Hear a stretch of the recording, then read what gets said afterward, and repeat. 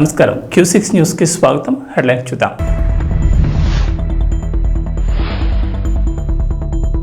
వరంగల్ రైతు విజ్ఞప్తికి CM Revanth Reddy okay. రుణమాఫీ అమలు వేళ కీలక ప్రకటన.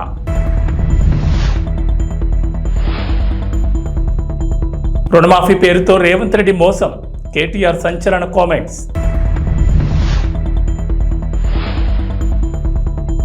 కామంతో విజయసాయిరెడ్డి, డబ్బు మతంతో పేర్ని నాని మాట్లాడుతున్నారు. కొల్లు రవీంద్ర ఫైర్.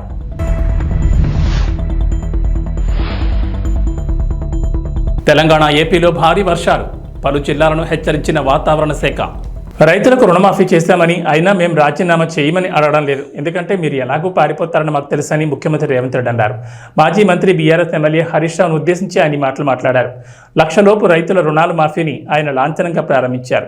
ఈ సందర్భంగా ముఖ్యమంత్రి మాట్లాడుతూ, మీలాంటి బోటకపు మాటలు గాంధీ కుటుంబం ఇవ్వదని, ఇచ్చిన హామీని నిలబెట్టుకుంటామని అన్నారు. ఈరోజు రుణమాఫీ నిధులను తెలంగాణ ప్రభుత్వం విడుదల చేసింది. 11.50 లక్షల మంది రైతుల ఖాతాల్లోకి నేరుగా నిధులు జమ చేసింది. లక్ష వరకు రుణం ఉన్న వారికి నిధులు జమ చేసింది.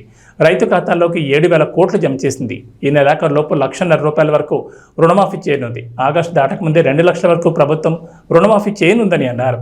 ఈ చరిత్రలో తెలంగాణ ప్రజలు శాశ్వతంగా గుర్తు పెట్టుకునే విధంగా తెలంగాణ రాష్ట్రాన్ని ఇచ్చి 10 సంవత్సరాలు పరిపాలన చేసిన నాయకులు 2014లో రైతులకు ₹1,00,000 రుణమాఫీ చేస్తామని హామీ ఇచ్చి అధికారంలోకి వచ్చి 5 సంవత్సరాలైనా 4 విడతల్లో చేస్తామని, అసలు మిత్తి చెల్లిస్తామని ఆ 5 సంవత్సరాలు రైతులను తప్పుదోవ పట్టించి మళ్ళీ 2018 సంవత్సరంలో కూడా అదే విధమైన ₹1,00,000 రుణమాఫీ మాట ఇచ్చి 5 సంవత్సరాలు పూర్తయినా వారు ఆ హామీని నెరవేర్చలేకపోయినారు. ఇది సందర్భం కాకపోయినా లక్షలాది తెలంగాణ రైతాంగానికి గుర్తు చేయవలసిన బాధ్యత ఈ రాష్ట్ర ముఖ్యమంత్రిగా నా మీద ఉన్నది. మొదటి 5 సంవత్సరాలలో ఆనాటి ప్రభుత్వం చెల్లించింది 12,000 కోట్ల రూపాయలు మాత్రమే. రెండవసారి 2018 నుంచి 2023 వరకు చెల్లించాల్సిన 16,000 కోట్లు, కానీ చెల్లించిన 9,000 కోట్లు కూడా సరిగ్గా చెల్లించలే. 10 సంవత్సరాలు 2 సార్లు ముఖ్యమంత్రిగా బాధ్యత నిర్వహించిన ఆనాటి పెద్దలు 21,000 కోట్ల రూపాయలు కూడా పూర్తి స్థాయిలో రైతులకు చెల్లించలేదు. ప్రజలకు ముఖ్యమంత్రులన్నా ప్రభుత్వం అన్నా విశ్వాసం కోల్పోయే విధంగా రైతులు ఆత్మహత్య చేసుకునే పరిస్థితులు ఉన్నా కూడా ఆనాడు ప్రజలకు ఇచ్చిన మాట నిలబెట్టుకోలేకపోయినరు. కానీ కాంగ్రెస్ పార్టీ ప్రజా ప్రభుత్వాన్ని ఏర్పాటు చేస్తాం, ప్రజలు తీర్పిస్తే అని చెప్పి మే 6, 2022 నాడు ఇంతకుముందు ఎల్లయ్య చెప్పినట్టు వరంగల్ ఆర్ట్స్ కాలేజ్ మైదానంలో లక్షలాది మంది సమక్షంలో ఈనాటి లోక్సభ పక్ష నాయకుడు, కాంగ్రెస్ పార్టీ మాజీ అధ్యక్షులు శ్రీ రాహుల్ గాంధీ గారు ముఖ్య అతిథులుగా పాల్గొని లక్షలాది మంది రైతుల సమక్షంలో వరంగల్ డిక్లరేషన్ పేరు మీద రైతులకు 2 లక్షల రూపాయల రుణమాఫీ చేస్తామని మొట్టమొదట వారు హామీ ఇవ్వడం జరిగింది. రైతు డిక్లరేషన్ లో ఆ మాటను నిలబెట్టుకొని, ఆ మాటను గుర్తుపెట్టుకొని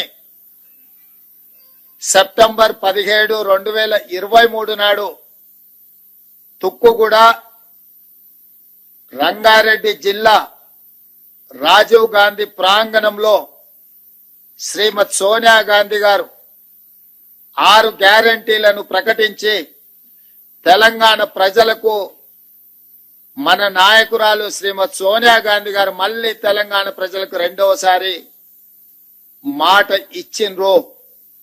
వారు స్పష్టంగా చెప్పినారు, తెలంగాణ ఏ విధంగా అయితే మాట ఇచ్చి తెలంగాణ రాష్ట్రం ఇచ్చినమో అదే విధంగా సెప్టెంబర్ 17, 2023 నాడు రాజీవ్ గాంధీ ప్రాంగణం తుక్కుగూడ రంగారెడ్డి జిల్లా నడిగడ్డన నిలబడి 4 కోట్ల తెలంగాణ ప్రజలకు, లక్షలాది మంది తెలంగాణ రైతులకు నేను మాట ఇస్తున్నా, తెలంగాణలో రైతుల పంట రుణాల మాఫీ ప్రక్రియను రేవంత్ రెడ్డి ప్రభుత్వం ప్రారంభించింది. 3 దఫాలుగా చేయనున్న ఈ రుణమాఫీని ఆగస్టు 15 లోపు ప్రభుత్వం పూర్తి చేసేందుకు ప్రణాళికలు రచించింది.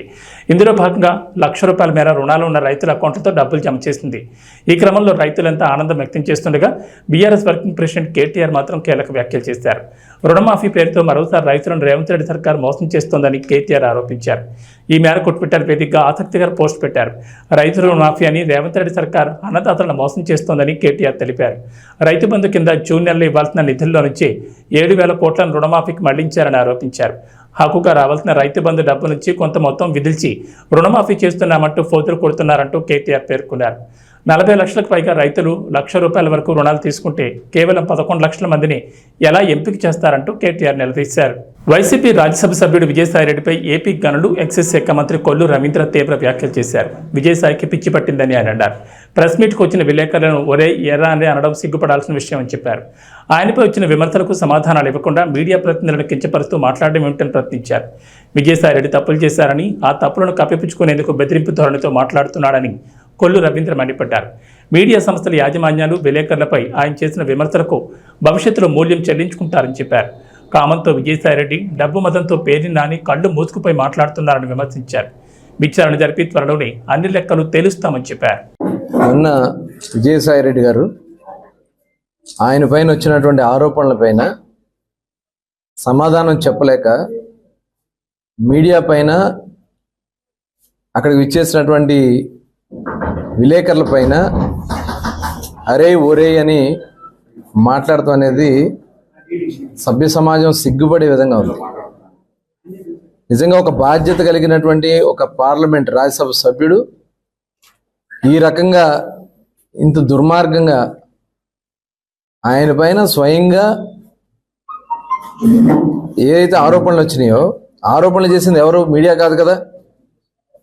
సాక్షాత్తు ఈయన ఎవరైతే చెప్తా ఉన్నారో శాంతి అని, ఆయన భర్తే మదన్ మోహన్ కంప్లైంట్ చేశాడు. అక్కడ ఉన్నటువంటి ఎండోమెంట్ కమిషనర్ ఆవిడ్ని సస్పెండ్ చేశారు. దాని మీద విశాఖపట్నం దాకా పరిగెత్తుకెళ్ళి విశాఖపట్నంలో ప్రెస్ పెట్టి, అంటే అక్కడ భయపెట్టాలనే, అంటే గతంలో ఆయన వాళ్ళందరినీ ఉపయోగించుకున్నాను అనే రకంగా వాళ్ళ మీద బెదిరిస్తూ ఉన్నాడు. ఇది చాలా సిగ్గుచేటు. ఆయన మాట్లాడినటువంటి మాటలు ఏంటి? మధ్యంతర ఎన్నికలు వస్తాయి, ప్రభుత్వం పడిపోద్దా? ఏం మాట్లాడుతున్నావు విజయసాయిరెడ్డి గారు? చేయాల్సినటువంటి పాపాలన్నీ చేసావు, చివరికి ఒక కుటుంబాన్ని రోడ్డున పడేసావు. దానికోసం ఇవాళ నువ్వు మీడియా వాళ్ళ మీద, మీడియా ప్రతినిధుల పైన, నిష్పక్షపాతంగా వార్తలు అందిస్తున్నటువంటి సంస్థల పైన, సంస్థ యాజమాన్యం పైన నువ్వు మాట్లాడినటువంటి మాటలు చాలా సిగ్గుచేటు. ఖచ్చితంగా దీనికి మూల్యం చెల్లించుకుంటారు, దాంట్లో ఎటువంటి అనుమానం లేదు. ఒక్కొక్కరికి పిచ్చి పట్టి మాట్లాడుతూ ఉన్నారు. మొత్తం ఉన్నాయి, చిట్టాలన్నీ ఉన్నాయి, ఎవరిని వదిలే సమస్య లేదు. నెల రోజుల్లో ఈ రాష్ట్ర ప్రజలు కోరుకున్న పరిపాలన అందించాలని అహర్నిశలో కష్టపడుతున్నటువంటి ముఖ్యమంత్రి చంద్రబాబు నాయుడు గారు, చంద్రబాబు నాయుడు గారికి సపోర్ట్గా పవన్ కళ్యాణ్ గారు, ఇవాళ యావత్ యంత్రాంగం ఇవాళ రాష్ట్రాన్ని ఏ రకంగా ముందుకు తీసుకెళ్లాలని నెల రోజుల్లో పెన్షన్, ఇవాళ అతి కీలకమైనటువంటి పెన్షన్, ఎన్ని కష్టాలు ఇబ్బందులున్నా పేద ప్రజలకు ఇచ్చినటువంటి హామీల్లో మొట్టమొదటిగా 1వ తారీఖునే ఇంటికి తీసుకెళ్లి పెన్షన్ ఇచ్చినటువంటి ప్రభుత్వం తెలుగుదేశం, జనసేన, భారతీయ జనతా పార్టీ కూటమి. ఇవన్నీ చూసి మీరు తట్టుకోలేకపోతా ఉన్నారు. ఇవాళ దాదాపు 65 లక్షల పెన్షన్లు ఇంటికి తీసుకెళ్లి పెంచిన పెన్షన్ ₹4,000, ఏప్రిల్, మే, జూన్ కూడా కలిపి, అంటే ₹7,000. ఆ గ్యాప్ ఏదైందో అది కూడా కలిపి ₹7,000 ఇంటికి తీసుకెళ్లి ప్రతి ఒక్క లబ్ధిదారులకి, అవ్వాతాతలకి, ఆడబిడ్డలకి అందించినటువంటి ఘనత ఇవాళ ఈ కూటమి ప్రభుత్వాన్ని. అదే కాదు, ఉచితంగా ఇసుక ఇవాళ ఎవరు కావాలన్నా రీచ్కి వెళ్ళి, రీచ్లు అయితే ఇప్పుడు ఈ 3 నెలలు మనకి మాన్సూన్ సీజన్ ఉంటుంది కాబట్టి రీచ్ల నుంచి తీసుకుంటానికి ఎన్జిటి వాళ్ళ అనుమతులు ఉండవు కాబట్టి స్టాక్ పాయింట్స్ ఎక్కడైతే ఆల్రెడీ నిలవ ఉన్నటువంటి ఇసుక ఏదైతే స్టాక్ పాయింట్స్ ఉన్నాయో అక్కడికి వెళ్ళి మీరు లారీ పెట్టుకుని ఉచితంగా మీరు తీసుకెళ్ళచ్చు. ఏదైతే అక్కడ తీసినటువంటి ఖర్చులు, మరి నదిలోంచి తెచ్చినటువంటి ఖర్చులు, లారీ లోడింగ్ ఖర్చులు తీసుకుని మీరు పట్టుకెళ్ళచ్చు. ఇవాళ ఉచితంగా ఇస్తుంది ప్రభుత్వం, తెలుగుదేశం ప్రభుత్వం. 3 నెలల తర్వాత రీచ్లన్నీ ఓపెన్ అవుతాయి. అక్టోబర్ నుంచి రాష్ట్రంలో ఉన్నటువంటి అనుమతులతో కూడుకున్నటువంటి రీచ్లన్నీ ఓపెన్ చేస్తారు. అప్పుడు అంతా కూడా ఫ్రీగా ఎక్కడికైతే అక్కడ మనం తీసుకెళ్లేదానికి అవకాశం ఉంటుంది. ఇవాళ ఫ్రీగా ఇసుక ఇచ్చినటువంటి ఘనత తెలుగుదేశం. లాస్ట్ 5 సంవత్సరాలు దోచుకున్నారు ఇసుకలో, 1000 కోట్లు, 7,000 కోట్ల పైన ఈ ఇసుకలో దోచుకున్నారు. ఇది లెక్కల ప్రకారం, అధికార లెక్కల ప్రకారం. ఇంకా అనధికారికంగా పెద్ద ఎత్తున ఉంది. ఇల్లీగల్ మైనింగ్ జరిగింది, ఇల్లీగల్ దోపిడీ జరిగింది. అది త్వరలోనే అవన్నీ కూడా బయటపడతాయి. ఎవరు దీన్ని అనుకున్నారు వాళ్ళందరూ కూడా బయటకు వస్తారు ఖచ్చితంగా. ఇవాళ విజయసాయి రెడ్డి గారు ఇక్కడ బందర్లో ఒక పేరు నాని గారు ఉన్నాడు. ఇక ఆయన అయితే ఎక్కడి నుంచో దిగొచ్చినట్టుగా మాట్లాడుతూ ఉన్నారు. 1 రోజుల్లో ఏమీ చేయలేదంట. నీ కళ్ళు పోయినాయా, లేకపోతే ఆయన కామంతో ఆయన కళ్ళు మూసిపోయినాయి విజయసాయి రెడ్డి గారు? నీకు దేంతో మూసిపోయిందో చూసుకో ఒకసారి. డబ్బు మతంతో మూసిపోయిందేమో, మొత్తం లాగుతాం బయటికి. నీ ఆస్తులు మొత్తం వివరాలన్నీ మా దగ్గర ఉన్నాయి, కట్టలు ఉన్నాయి. రేపు ఖచ్చితంగా వీటన్నిటి మీద ఎంక్వైరీలు జరుగుతాయి. నీ ఎక్కడ దాచినా మొత్తం కూడా బయటికి తెస్తారు. కళ్ళు మూసుకుపోయి మాట్లాడుతున్నావు, ఒళ్ళు దగ్గర పెట్టుకుని మాట్లాడు పేరునని గారు. ఒళ్ళు దగ్గర పెట్టుకుని మాట్లాడకపోతే తగిన బుద్ధి చెప్పారు ప్రజలు. ఇంకా సిగ్గు శరం లేకుండా బయలుదేరుతున్నారు. ఇవాళ ఇసుకిచ్చాం, ఇవాళ డిఎస్సి కండక్ట్ చేయబోతున్నాం, పెన్షన్స్ ఇచ్చాం. మీరు అక్రమంగా దోచుకోవాలన్నటువంటి ఇళ్ళు పట్టాలన్నీ కూడా దోచుకోవాలని మీరు ప్రయత్నం చేశారే, భూ హక్కు చట్టం, ఇవాళ దాన్ని రద్దు చేస్తున్నాం. ఈ భూ హక్కు చట్టం ద్వారా మన ఆస్తులు మన దగ్గర ఉండవంట, మన ఇంటి డాక్యుమెంట్స్ జెరాక్స్ కాపీ మన దగ్గర ఉంటుందంట, ఒరిజినల్స్ అన్ని వాళ్ళ దగ్గర ఉంటాయంట. అవి తీసుకెళ్ళి వాళ్ళ అప్పులు తాకట్టు పెట్టేసే అవకాశం కూడా ఉంది. ముఖ్యమంత్రి ఆల్రెడీ పెట్టేశారు చాలా. అసలు మన భూముల మీద ఏదన్నా లీగల్గా ఫైట్ చేయాలన్నా మన చేతుల్లో ఉండదు. దాన్ని అధికారిని ప్రైవేట్ వాళ్ళు పెట్టుకుంటారంట. గతంలో ఏదైనా ప్రాబ్లం వస్తే మనం ఎంఆర్ఓ చెప్తాం, కలెక్టర్ గారు చెప్తాం, అక్కడ కూడా పరిష్కారం కాకపోతే కింద కోర్టుకు వెళ్ళి పోరాటం చేస్తాం. ఇంకా ఇవేం లేవు. ఎవరినో ఒక సొంత ప్రైవేట్ మనిషిని పెట్టుకుంటారు, అడ్డగా దోచేస్తారు. ఎవరైనా వెళ్ళి లబోదీపం అంటే సెటిల్ చేస్తారు, సెటిల్ చేయకపోతే కోర్టుకు వెళ్ళడానికి కూడా దిక్కుండదు. ఆంధ్రప్రదేశ్లో అన్నా క్యాంటీన్లను ఆగస్టు 15 నుంచి ప్రారంభిస్తున్నట్లు మంత్రి పొంగూరు నారాయణ తెలిపారు. 2014-19 మధ్య టీడీపీ ప్రభుత్వం హయాంలో మొత్తం రాష్ట్రంలో 203 అన్నా క్యాంటీన్లను ప్రారంభించామని గుర్తు చేశారు. అప్పట్లో 183 అందుబాటులోకి వచ్చాయని, మిగిలిన 20లో 18 క్యాంటీన్ల భవనాలు పూర్తయ్యని తెలిపారు. మరో 2 భవనాల నిర్మాణం ప్రాథమిక దశలో ఉందని, 2019 ఎన్నికల్లో వైఎస్ఆర్సీపీ ప్రభుత్వం అధికారంలోకి రావడంతో క్యాంటీన్లు మూతపడ్డాయన్నారు. టీడీపీ హయాంలో నిర్మించిన భవనాలను వార్డు సచివాలయాలు, గోదాములుగా మార్చేశారని గుర్తు చేశారు. అన్నా క్యాంటీన్లలోని ఫర్నిచర్ను మూలన పడేశారని, అన్నింటికీ మరమ్మతులు పూర్తి చేసి ఆగస్టు 10 నాటికి సిద్ధం చేయాలని అధికారులకు సూచించామన్నారు నారాయణ. అంతేకాదు రాష్ట్రంలో పేదలకు 5 రూపాయలకే భోజనం అందిస్తారని, అన్ని చోట్ల క్యాంటీన్లు ఒకే భోజన మెనూతో ఉండేలా చర్యలు తీసుకుంటున్నామని తెలిపారు. అన్నా క్యాంటీన్లకు గతంలో అక్షయపాత్ర సంస్థ నాణ్యమైన ఆహారాన్ని సరఫరా చేసిందని గుర్తు చేశారు. ఈసారి కూడా అదేవిధంగా అవే ధరలకు ఆహారాన్ని అందించేందుకు టెండర్లు పిలిచామని, ఈ నెల 22న టెండర్లు ఓపెన్ చేస్తామన్నారు మంత్రి. తిరుమలలో ఫేమస్ హోటల్ లైసెన్స్ రద్దు చేశారు. తిరుమలలోని 9 పెద్ద హోటల్లో ఒకటైన కౌస్తుభం విశ్రాంతి భవనం సమీపంలోని బాలాజీ భవన్ హోటల్ లైసెన్స్ను టీటీడీ రద్దు చేసింది. లైసెన్స్ ఫీజు సకాలంలో చెల్లించని కారణంగా ఈ నిర్ణయం తీసుకున్నారు. ప్రస్తుతం హోటల్ చెల్లించవలసిన లైసెన్స్ ఫీజు 76,04,196 రూపాయలు. ఇందుకు సంబంధించి జూన్ నెలలో సదరు హోటల్కు తుది నోటీసులు జారీ చేశారు.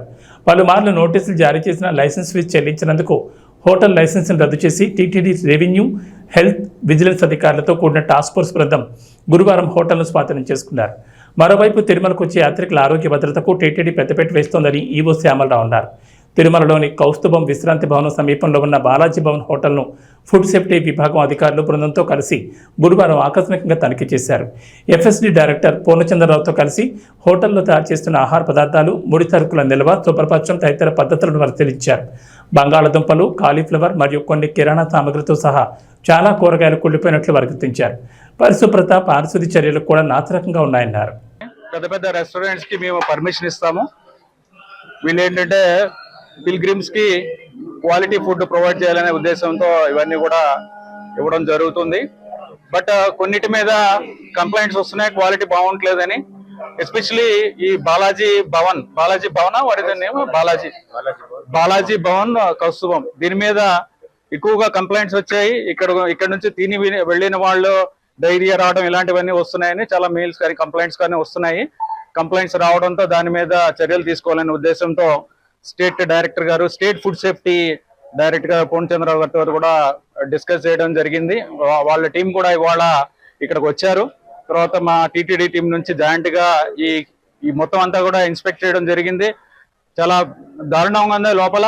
అన్ఫార్చునేట్లీ కిచెన్ కూడా చాలా అన్హైజీనిక్ గా ఉంది. ఫుడ్ సేఫ్టీ డైరెక్టర్ గారు చెప్పడం ప్రకారం ఇవన్నీ కూడా ప్రొహిబిటెడ్ కలర్స్ వాడటం, లేకపోతే పప్పు చూడండి ఎలా ఉందో ఇది. సో ఇలాంటి పప్పు చాలా నాసి రకం పప్పు, లేకపోతే నిల్వ అంటే చాలా పాడైపోయిన పప్పు. అలాగే ఫ్రిడ్జ్ లో కూడా ఈ నిన్న చేసినవి, నిన్న వండినవి ఫ్రిడ్జ్ లో పెట్టడం. ఆ తర్వాత ఈ ఎంఎస్జి అనేది ఇది ఈఓ గారికి చాలా కంప్లైంట్స్ వచ్చినాయి అని చెప్పి చాలా మెయిల్స్ వచ్చినాయి. దాని రూపేణ ఈ తిరుమల హిల్స్ కూడా మా డిపార్ట్మెంట్ నుంచే సేవ చేయడానికి, నోటిఫై చేయడానికి అవకాశం ఇచ్చారు ఈఓ గారు.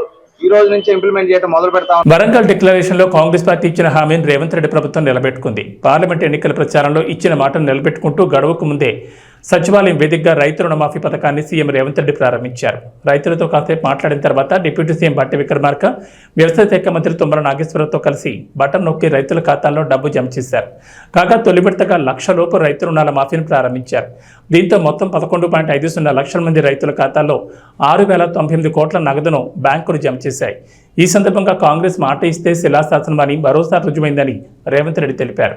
ఇచ్చిన మాట నిలబెట్టుకుంటూ రుణమాఫీ అమలు చేస్తున్నామన్నారు. రాష్ట్ర వ్యాప్తంగా ఉన్న రైతు వేదికల్లోని రైతులతో నిర్వహించిన వీడియో కాన్ఫరెన్స్ లో పలువురు రైతులతో ముచ్చటించారు. ఈ సందర్భంగా రైతులంతా రేవంత్ రెడ్డి ప్రభుత్వానికి ధన్యవాదాలు తెలుపుతూ హర్షం వ్యక్తం చేశారు. ఈ క్రమంలోనే వరంగల్ చెందిన ఓ రైతు చేసిన విజ్ఞప్తికి రేవంత్ రెడ్డి ఓకే చెప్పారు. అంబేద్కర్ కోనసీమ జిల్లా అంతర్వేదిలో 2 రోజులుగా ఎడతెరిపి లేకుండా కురుస్తున్న వర్షాలకు నదులు, కాలువలు పొంగి పొర్లుతున్నాయి. దీంతో లోతట్టు ప్రాంతాలు ముంపును గురయ్యే అవకాశం ఉండడంతో అధికారులు చర్యలు తీసుకుంటున్నారు. కాగా ప్రముఖ పుణ్యక్షేత్రం సక్కినెట్టిపల్లి మండలం అంతర్వేదిలోని లక్ష్మీ నరసింహస్వామి దేవాలయం జలమయమైంది. వరద నీటిలో ఉన్న చేపలను స్థానికులు రోడ్డుపై వలలు వేసి పట్టుకుంటున్నారు. చేపలు రోడ్డుపైకి రావడంతో వాటిని చూసేందుకు జనం పోటెత్తారు.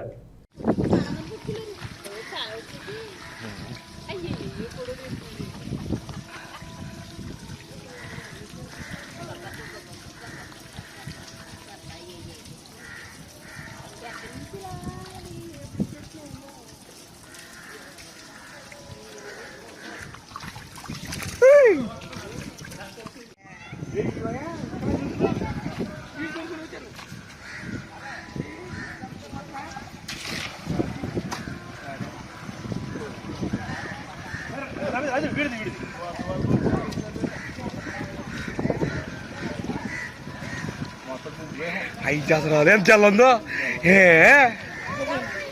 తిదారాల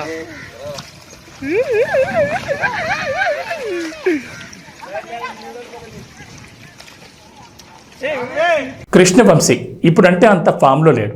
రాఖీ తర్వాత మళ్ళీ సూపర్ హిట్లను చూడలేకపోతున్నాడు. కానీ కెరీర్ ప్రారంభంలో కృష్ణవంశీ చిత్రాలకు ఉండే క్రేజ్ వేరు. సింధూరం కమర్షియల్గా ఆకట్టుకోలేకపోయినా ఆ మూవీకి సెపరేట్ ఫ్యాన్ బేస్ ఉంటుంది. నిన్నే పెళ్ళాడతా, అంతఃపురం, మురారి, ఖడ్గం ఇలా ఎన్నో క్లాసిక్ సినిమాలు తీశారు. ఇక కృష్ణవంశీ ఖాతాలో డిజాస్టర్ చిత్రాలు కూడా ఉంటాయి.